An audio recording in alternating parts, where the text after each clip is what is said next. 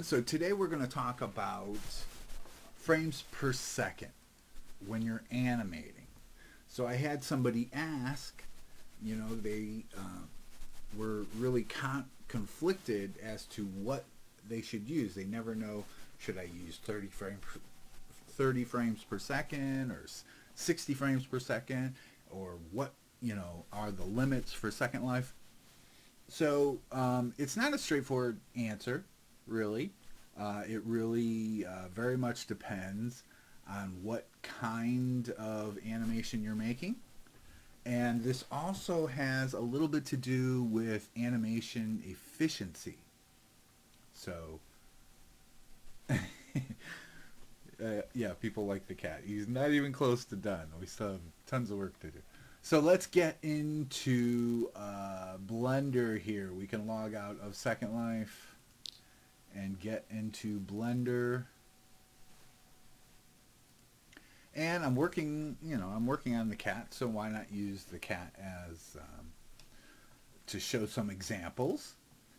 And okay, the basic rule for animation frames per second is to use what you need.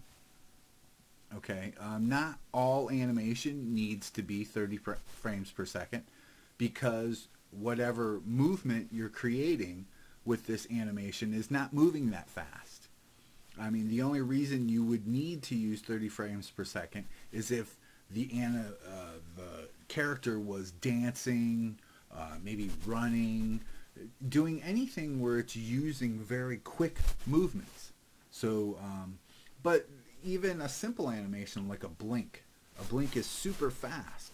So you might want to use a higher frames per second. Okay, so let me give a couple examples here.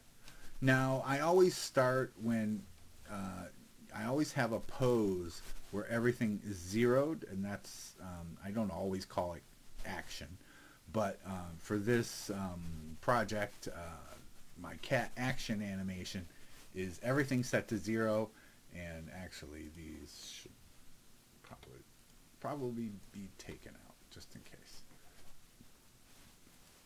Excuse me. Okay, so we'll go to an animation which doesn't have, generally speaking, don't usually have a lot of movement in them. Okay, so this is an idle stand, and there's not a whole lot going on here. For this particular one, I didn't want a whole lot going on, just more or less breathing, and the frames per second is off. Let's see what I have it set to. I have it set to 10 frames per second. And as far as this animation goes, go to custom. Yeah, I don't know why this has been changed. Before, we used to change our setting down here, and it would change up here, but for whatever reason today, you have to make sure you change this setting here, this frames per second setting. And now it's playing as pretty much as I created it. Now, I just didn't want a whole lot of movement in this animation, and if you look at the dope sheet, the only thing that's going in is I have a pose at the beginning, pose at the end, and then a pose in the middle, which is slightly different, that makes him look like he's kind of breathing or whatever. So this animation is very simple, okay? And so because it's so simple and there's not a whole lot of any kind of quick movement going on, I have my frames per second set to 10. Now, for this particular animation, I could go way lower. I could go 5 frames per second. So this is, when I'm showing you all these animations, it's not that, I'm making things perfectly efficient, but I'm doing it trying to do it in an intelligent way. Okay. And another thing I want to show with this animation here is not only is it only 10 frames per second, and it only really has these 2 keyframes, even though technically when you upload it, it's kind of going to have keyframes for every bone that's moving on every frame. But that's outside of what you need to know. Okay, so this is a very simple animation, very low frames per second, And what I want to do is I want to show the file, okay, the actual file that gets created here. So we have our idle 1, and it is literally 5 kilobytes. 5 kilobytes for that whole animation. Okay, now if I were to up these settings, if I were to create more frames, this number is going to be higher. As we look at this one, Get Into Bed, this is a very complex animation, so that's 106 kilobytes.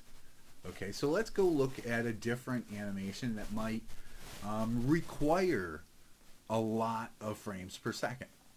So, and typically that is going to be a run animation.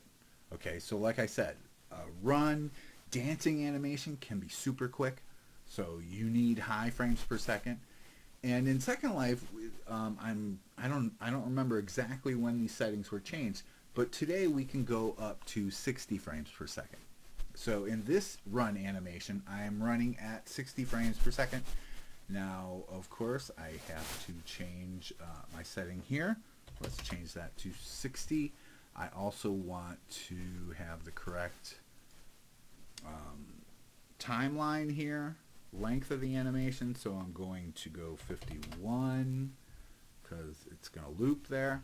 And now we can look at this animation, and right now another thing to talk about here real quickly is that I'm not seeing, I want to play this at 60 frames per second, but I'm not seeing that in my viewport. Okay, I'm only getting 25 frames per second. So this is going to change the whole speed and look of the animation. It's not going to be exactly what I'm going to see in Second Life.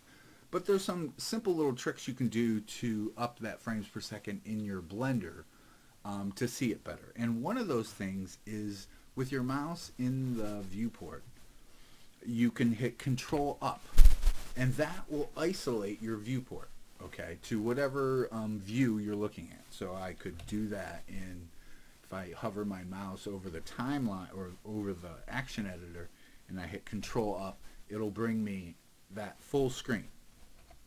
Okay, so what in this case we want over the viewport, and so now we're up to 40 frames per second. Now of course this animation is 60, so we're still not reaching that yet, but we could probably go into wireframe, which is going to save us a little bit, but you're not always, another thing I can do is turn off the view of the skeleton. So if I can do that, and I don't have to use, oops, that was wrong button there, Z, so I can look at the texture, and now I'm getting 30 frames per second, or 60 frames per second, and now you can see the animation pretty much how it's going to look in Second Life there.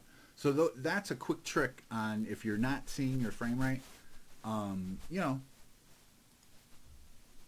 don't look at your skeleton, because the skeleton is using up a lot of data. Okay, what else do we need to know? Okay, so this run animation is 60 frames per second, and as you look at the action editor here, I mean, every single bone is pretty much doing something. Of course, I don't have face animation and ear animation in there, so that saves me some data. Because those things are controlled by other things. I don't want them to be controlled by the run necessarily. Okay, so I'm saving data there, but now I want to go back and look at that, at the actual file. So we need to look for the run. Now that run, even though I have all this stuff going on, all these bones are moving, I'm playing the animation at 60 frames per second. Look at that. It's only 33 kilobytes. And it's probably typically because the animation is only 51 frames. So that's two examples, but like I said, those are very low, very efficient files. So only 33 kilobytes for a run. Now I want to look at an animation that is really high. Now our limit in kilobytes as to what we can upload is, I think, 210 kilobytes. So I'm getting up there. I'm getting close, you know, still a little over half, but still. I'm getting that's quite a bit of data in one animation, and you want to keep the total size of the animation, the total size of the data, as small as possible, especially in a world like Second Life, because all of the data is being downloaded to your computer when you see it. And if the larger the file size is, the longer it's going to take to load.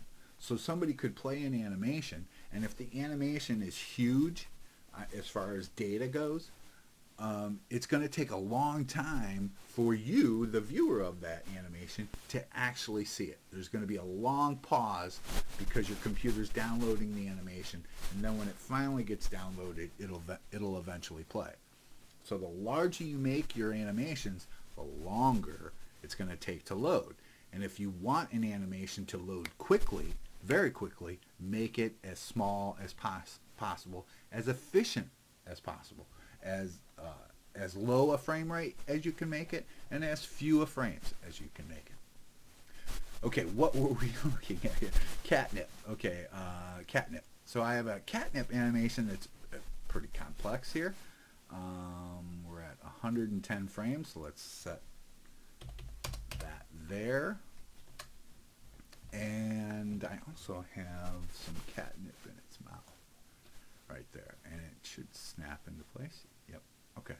So let's look at this animation real quick. Now, of course, my frames per second is way up there.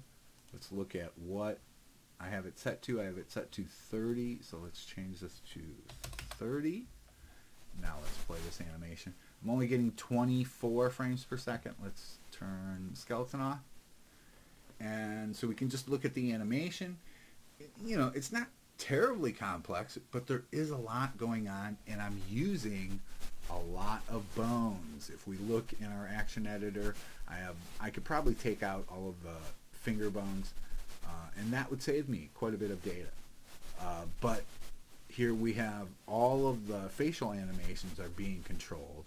The ears, the head, the blue ones are basically eye ones. I label those with eyes. The head, even the eyes are being controlled. So that's why that file is so large. It's because I'm using the vast majority of the bones.